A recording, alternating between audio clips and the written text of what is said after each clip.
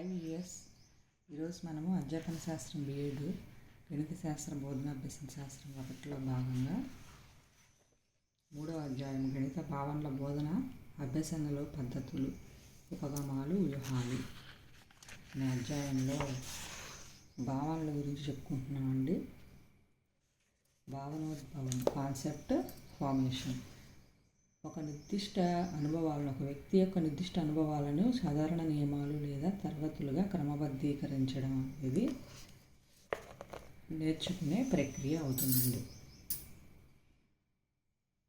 అంటే ఇప్పుడు ఒక నిర్దిష్ట అనుభవాలు మనకు ఏమైనా అనుభవం అవుతుంది అనుకోండి, అవి మనం క్రమబద్ధీకరించుకోవడం అనేది నేర్చుకునే ప్రక్రియ అన్నమాట. తర్వాత దీంట్లో ఇంపార్టెంట్ పాయింట్స్ వరకు నోట్ చేసుకుంటా వెళ్దామండి.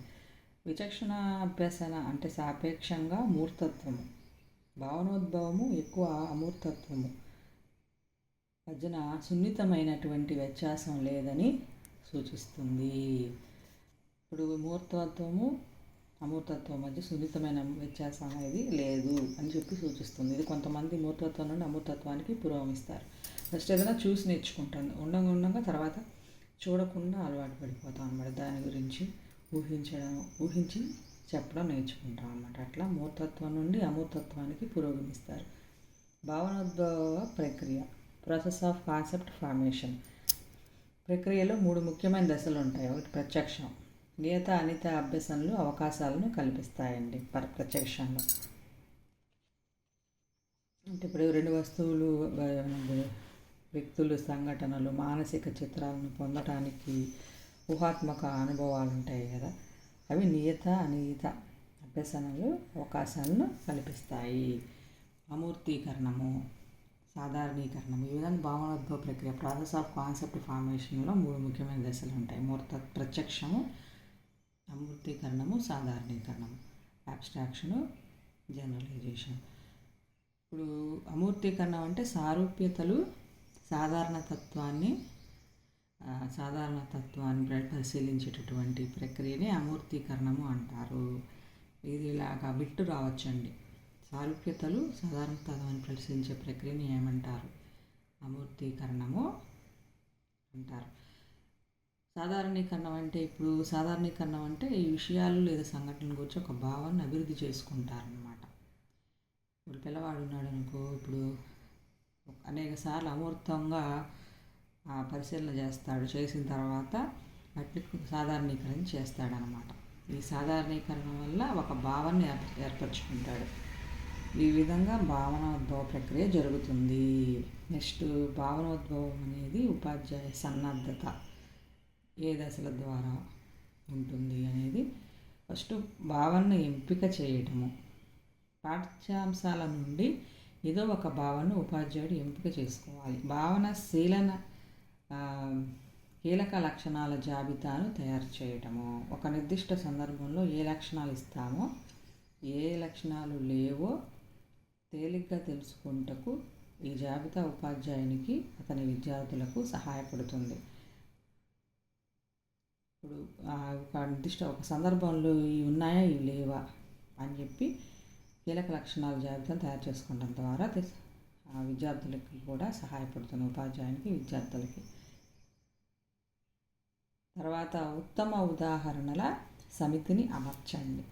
ఉదాహరణలో తాజా సమాచారం పుష్కలంగా లభ్యమవుతుంది ఏదైనా ఒక ఉదాహరణలో, అప్పుడు అలాంటి వాటిని ఎంపిక చేసుకుంటారు ఉత్తమ ఉదాహరణల సమితిలో.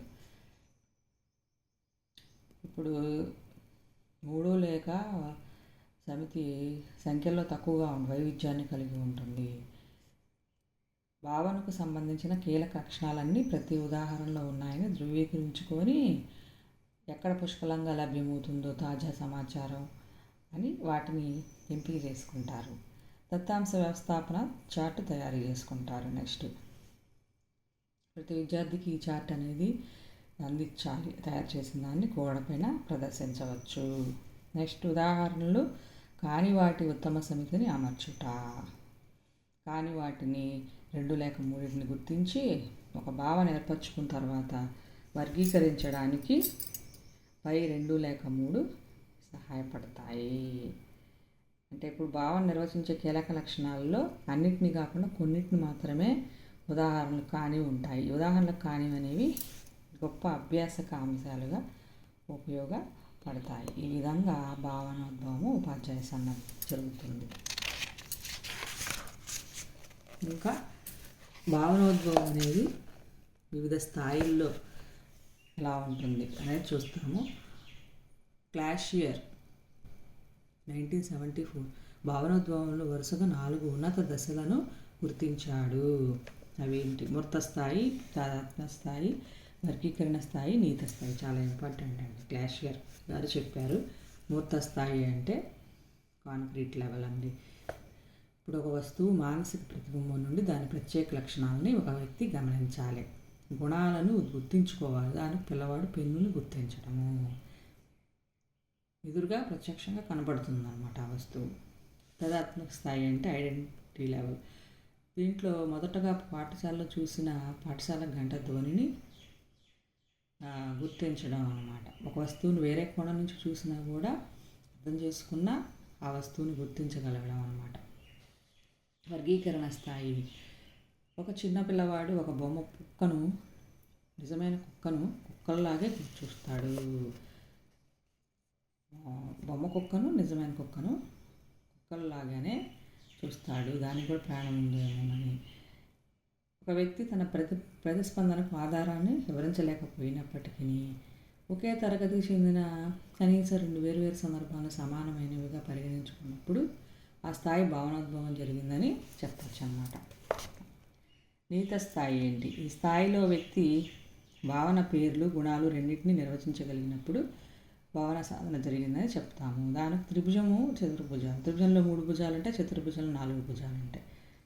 పిల్లవాడింది చతుర్భుజాన్ని దాని పేరుతో పిలుస్తాడు, దాని లక్షణాలను నిర్వచిస్తాడు. త్రిభుజం చతుర్భుజానికి ఎలా భిన్నంగా ఉంటుందో ఆ విధంగా గుర్తించగలిగి సంక్షిప్తంగా ఆ ప్రక్రియ శ్రేణి ఫలితంగా భావన రూపొందుతుంది. ఫామ్ లెవెల్లో ఈ విధంగా 4: concrete level, identity level, classification level, formal level. మూర్త స్థాయి, తదాత్మ స్థాయి, వర్గీకరణ స్థాయి, నీత స్థాయి అని చెప్పి క్లాషియర్ గారు చెప్పారండి భావనోద్భవం వివిధ స్థాయిల గురించి. పెద్ద వీడియో ముగిస్తుంది. Thank you.